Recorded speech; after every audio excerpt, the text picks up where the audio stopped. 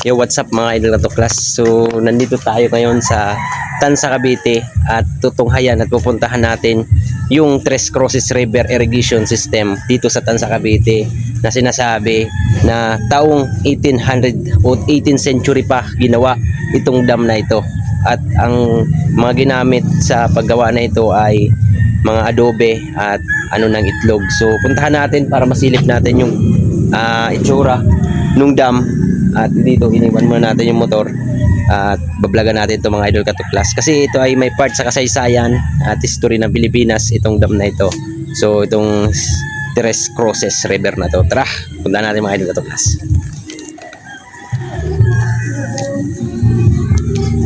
Ang Tres Cruces River ay itinayo noong taong 18th century ng Agustinians Recollect na parte ng kanilang proyekto irigasyon ng rehiyon.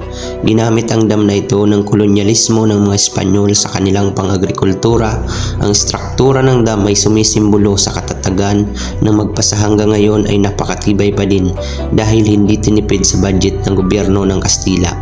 Ang dam ngayon ay nagsisimbolo bilang isang historic landmark ng lugar at naging testamento ng isang napakatibay na dam na nagawa sa kasaysayan sa taong 18th century na naitala sa mga historiador sa Pilipinas na nagpapatunay ng arkitektura at modelong pagkakagawa na ginaya ang itsura ng modernong panahon. Idagdag pa natin sa ating kwento, ang dam na ito ay pinatayo ng mga paring praile para gawing patubig sa mga hasyendang kanilang pagmamayari.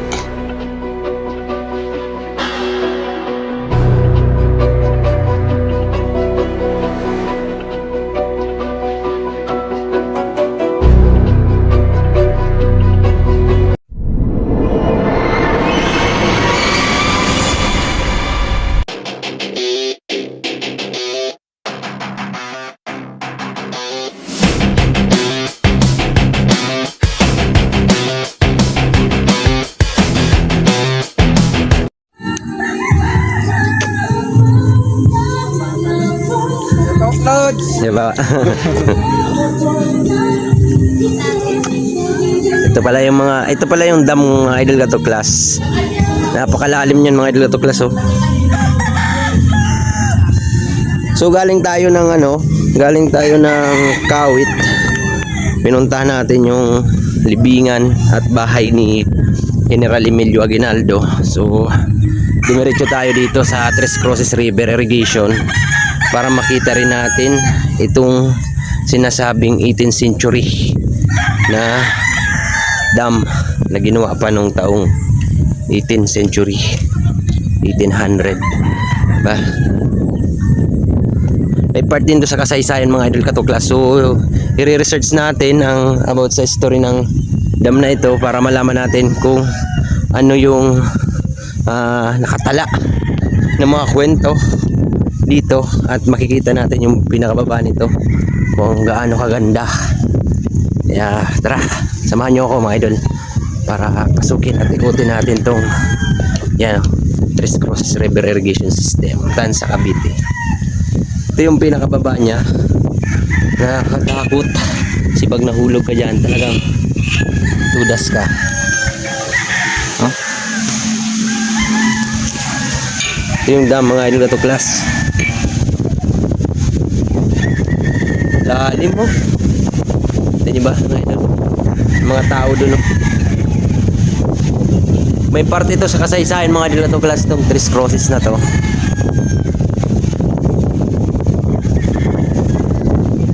Ang lakas ng tubig daw dati dito, ngayon wala na. So ang dam na ito ay ginawa ito gamit ay adobe. So umuulan mga idol, nabot na tayo ng ulan.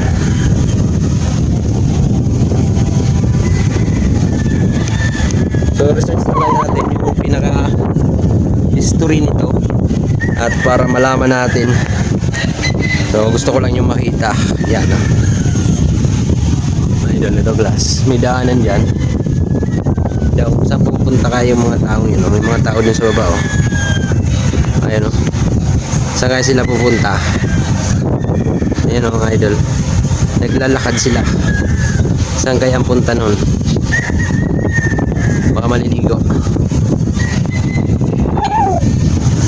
Ito yung ilalim. Nakatakot. Ay!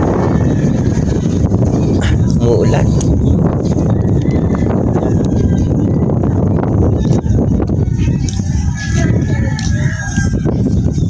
Ito yung dam.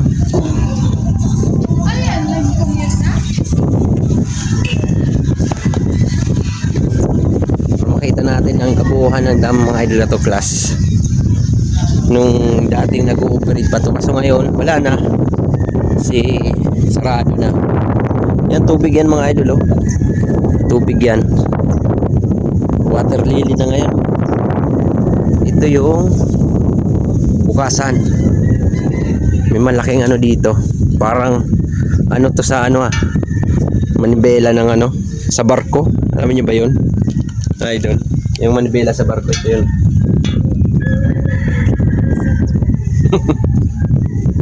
Yung bukasan siguro padaanan ng tubig.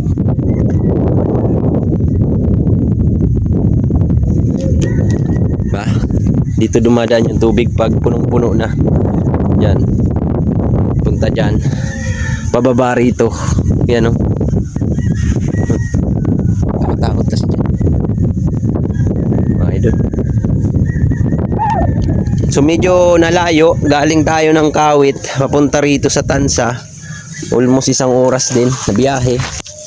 Pero sulit din. Kasi napuntahan natin itong isang may part ng history. May part sa history ng Pilipinas. Itong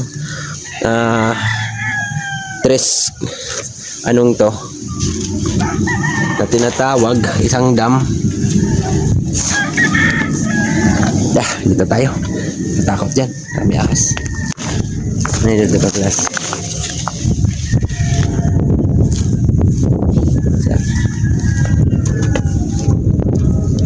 Yan, water lily yan, tubigan dam yan sa dati mga idol na to class.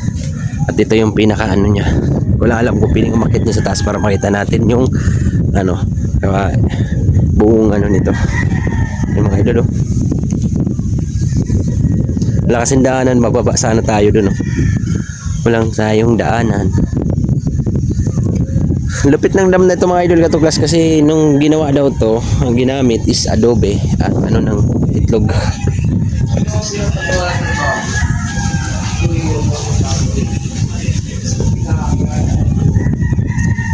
Biyakyatan dun tayo. Tara. Yung motor natin nandun. Sisip ko sa yung motor, baka nandun yung motor natin, kasi inisip ko baka pag-alaman. Yan, dito natin. Ay, sarado. Ito pwedeng akyatin. Ang ganda sana dyan. Sarado. Sarado mga idol. Ito yung mga bakal na. Muulan na. Akyat sana tayo dyan mga idol, kaso sarado na. Dito na lang tayo. Kaya mga idol ka to class, i-research pa natin ang kwento ng anong ito, Tres Crosses, para malaman natin yung pinaka-history talaga nito. So basta ang alam ko is ginawa ito taong 1800. So yun mga idol ka to class, hanggang sa muli. Sana panoorin nyo itong vlog na to. Maiksi lang naman yung vlog natin dito. Mahalaga na puntahan natin ang Tres Crosses River na ito. So kasi edad to ni, mas matanda pa to kay Jose Rizal, itong dam na ito. Maulan. Kaya may tao doon mga idol, oh. Lalakad.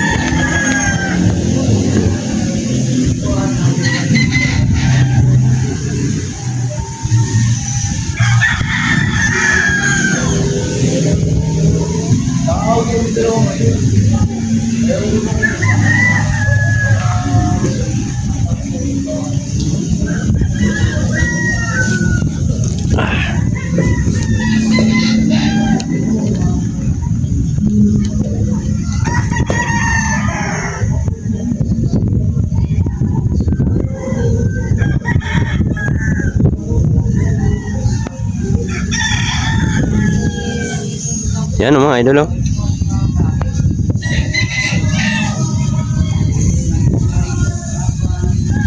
So yan mga idol katuglas, hanggang sa muli. Panoorin nyo itong vlog na to. Bye bye.